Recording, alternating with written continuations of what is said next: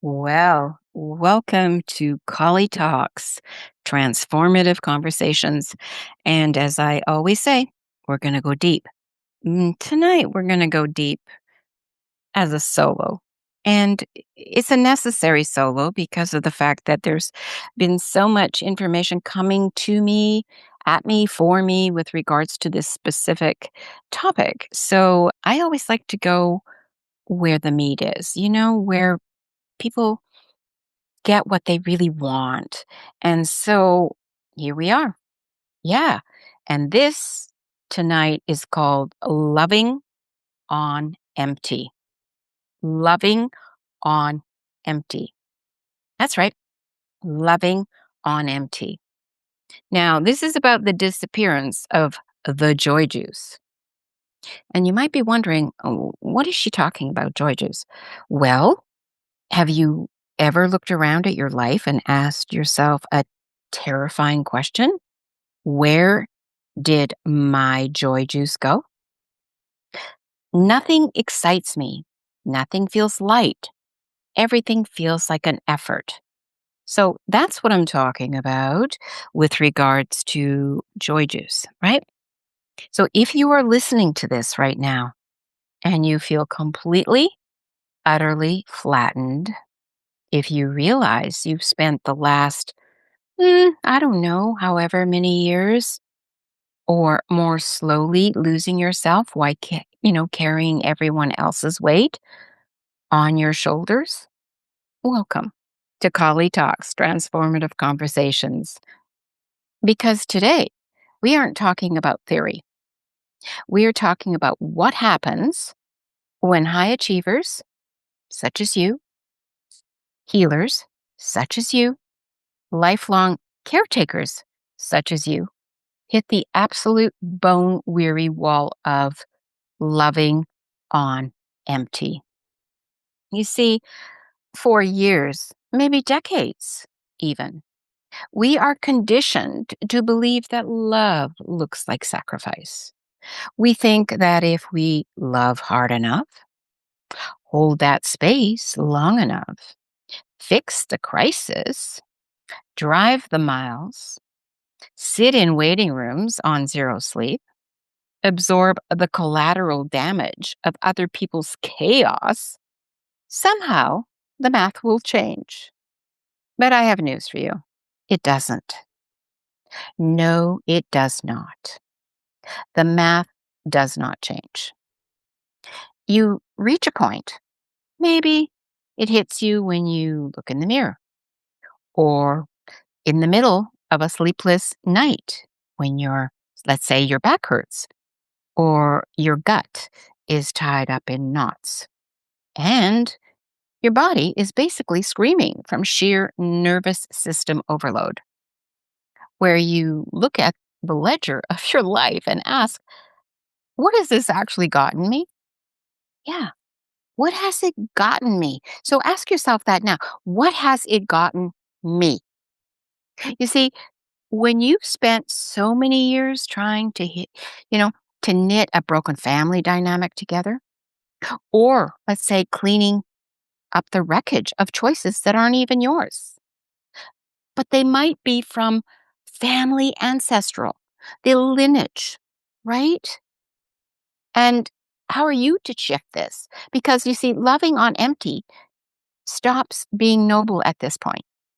It becomes self abandonment.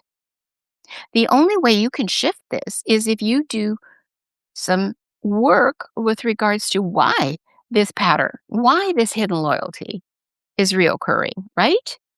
You know, I'm not perfect. And, there have been times before I started doing the work I do now when I actually asked myself that question.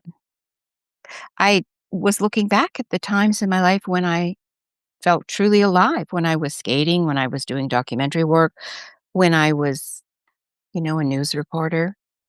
And those weren't just jobs or hobbies. Those were moments when my life force belonged entirely to me.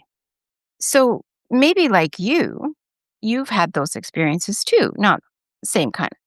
work, etc. But, over the last 2 decades, ask yourself, where did that energy go? Did you go into managing chaos, putting out fires, acting as the emergency backup plan for everyone else's emergencies? When you spend many years pouring your soul into places that cannot or will not reciprocate, your joy doesn't just vanish, it goes completely underground. It packs its bags and hides because it knows you have nothing left to give. So it's time, maybe to recognize the blueprint and drop the cape. Because here's the brutal, freeing truth. When people we love sabotage themselves, when they repeat cycles of addiction or chaos, it's rarely about us. They are acting out their own unhealed blueprints. But our choice to keep rescuing them, well, that's our blueprint. Hear me out. Our choice to keep rescuing them, that's our blueprint. Now, I'm talking about being a ambulance chaser, thinking you can do a better job at rescuing everyone else's life but your own. Hmm. And I'm speaking from the Temple of Colli here because I did it for too many years. So we think we're being saviors, but all we're doing is robbing them of their own rock bottom and robbing ourselves of our remaining years. It comes down to a thing called learned helplessness, which I'm going to be doing another podcast on because it's so important, right? And loving on empty means you finally have to look at the cape you've been wearing and realize it's a lead weight. Are you going to take it off and believe that you are allowed to take it off? Yes, you are. You are allowed to stop chasing the ambulance. You are allowed to say, I am done. So if your tank is empty this morning, this afternoon, tonight, I want you to know you are not broken. You are not broken. No, you are not broken. You are just exhausted from a long, hard war of trying to be the savior for people who wouldn't save themselves.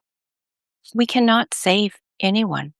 We cannot rescue anyone. So let yourself be empty for this moment while you're listening to this. Let the grief of those lost years pass through you. Let them wash through you. Because the moment you stop pouring your life force into a bottomless pit, that energy starts to turn back inward. The well then belongs to you again. Yes, the well belongs to you again. You heard me. The well belongs to you again. So please put down the heavy lifting. Protect your sacred energy because your life, your mind, your body, and your art are worth more than being spent on chaos. Thank you for being here with me today on ColliTalks Transformative Conversations.